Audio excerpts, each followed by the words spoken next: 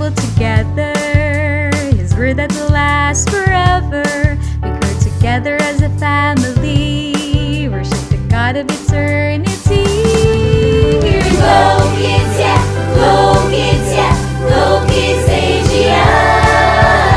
Go kids, yeah, go kids, yeah, go kids, Asia.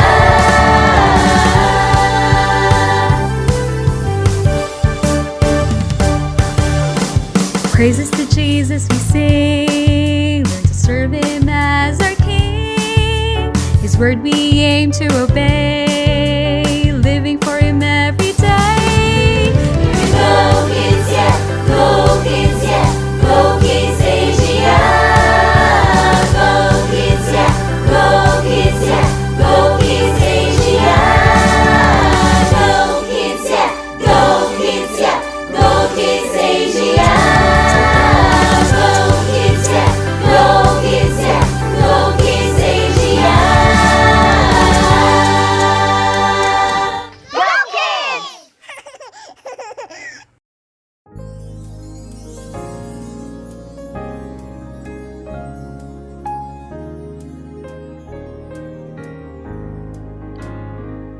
You must be born again.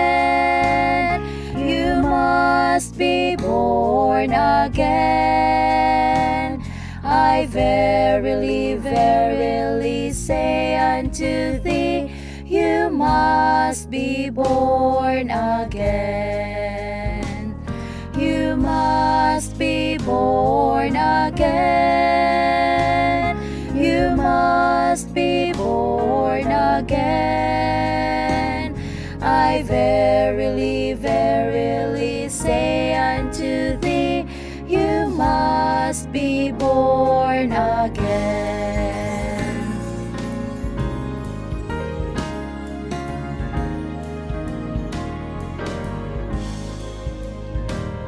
You must be born again.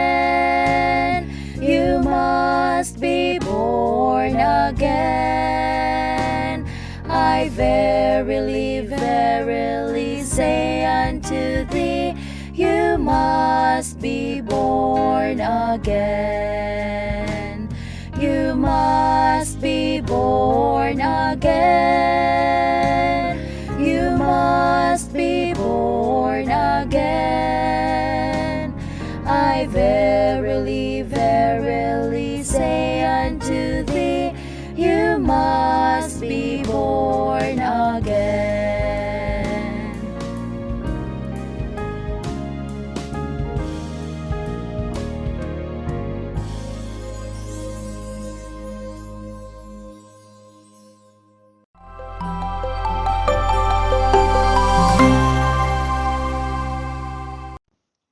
Anak yang hilang.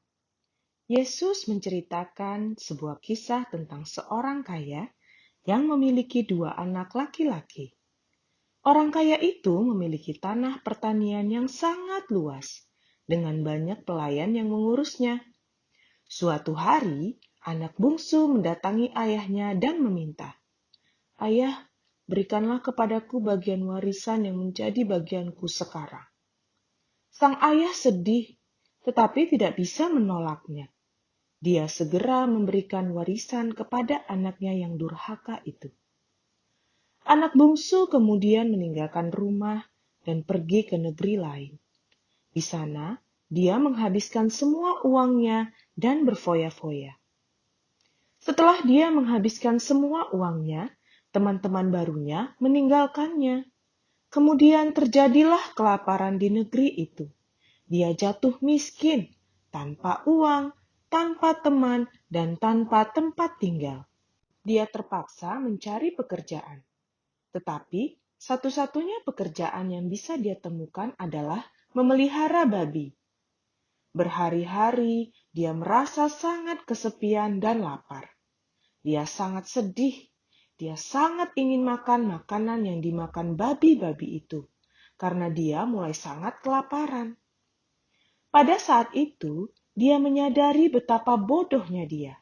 Semua pelayan ayahku mempunyai makanan, dan di sini aku kelaparan.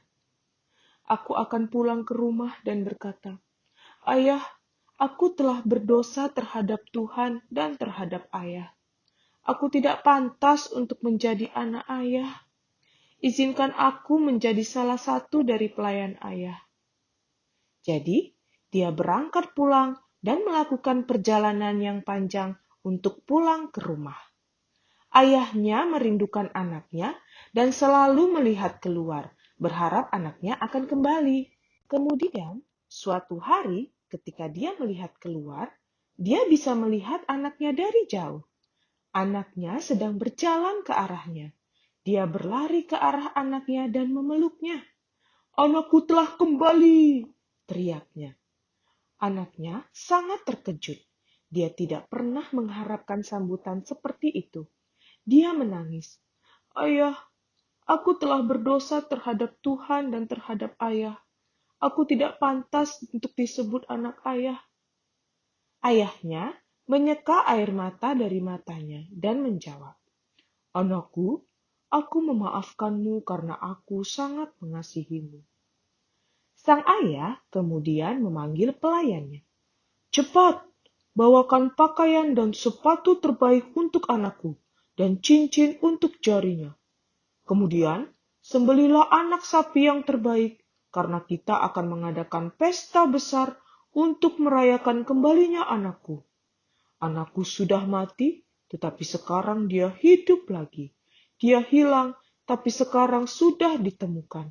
Beberapa waktu kemudian, anak yang lebih tua pulang setelah seharian bekerja keras di ladang.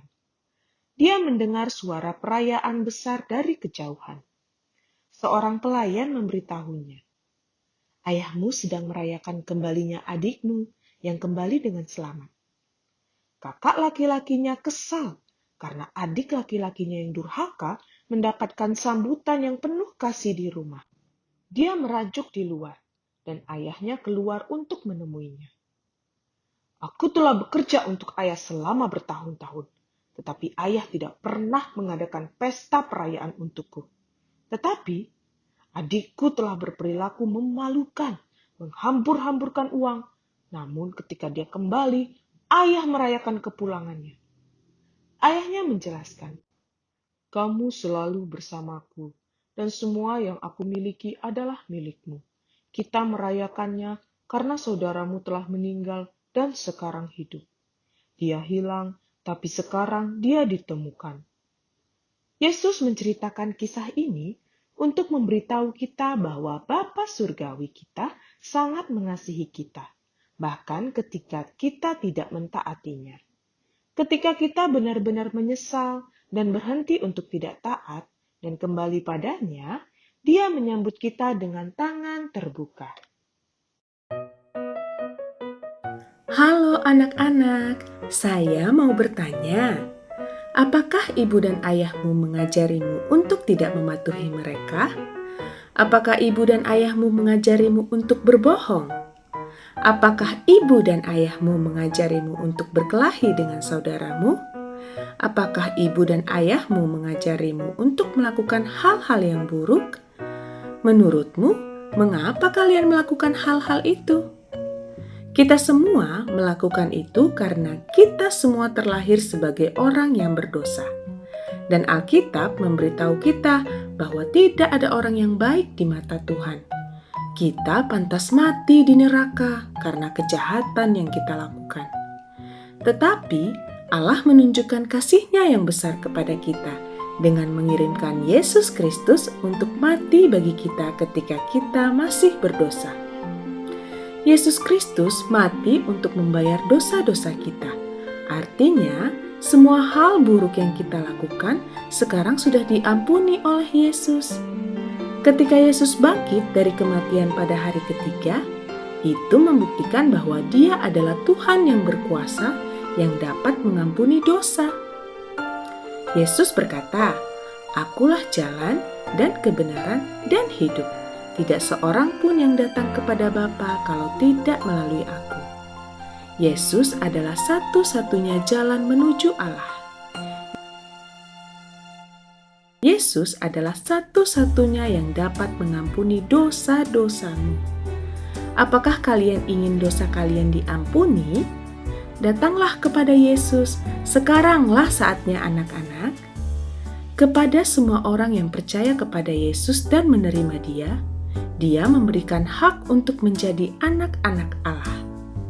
Kalian dapat mengucapkan doa sederhana ini.